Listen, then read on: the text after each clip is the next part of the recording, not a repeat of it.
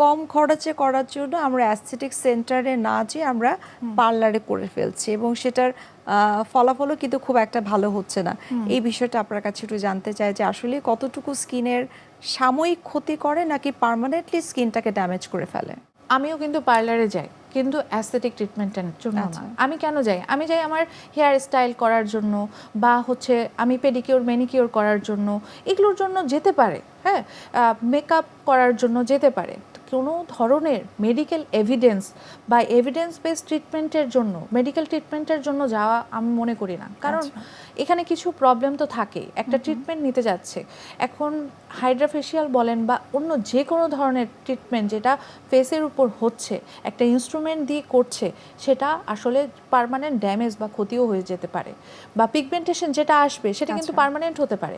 অনেকের ক্ষেত্রে পিগমেন্টেশন বা মেলানোসাইট ট্রিগার হলে এটা কমতে চায় না, দেখা যায় দাগটা আসতে থাকে এবং গাঢ় হয়, তখন এটা পরবর্তীতে অনেক ক্ষতি হয়। এই ড্যামেজটা পরে রিভার্সিবল না, ইরিভার্সিবল।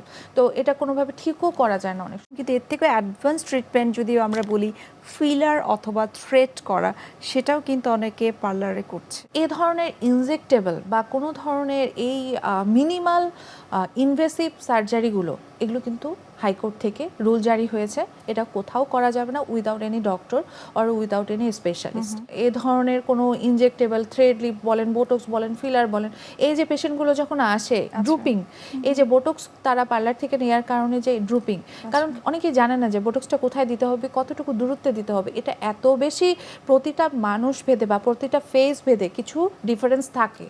এটা কিন্তু খুবই একটা ক্রিটিক্যাল জব। এটা কিন্তু এত সহজ না যে এখানে আমি দেখে এসেছি বা শিখেছি বা ভিডিও দেখে শিখলাম, এটা না। এটা কিন্তু প্রত্যেকটা মানুষের ফেসের উপর ডিপেন্ড করে, ডিফারেন্ট হয় ফেশিয়াল অ্যানাটমিটা। তো ওই অনুযায়ী কিন্তু ইনজেকশনটা দিতে হয় বা হচ্ছে বোটক্সটা দিতে হয়।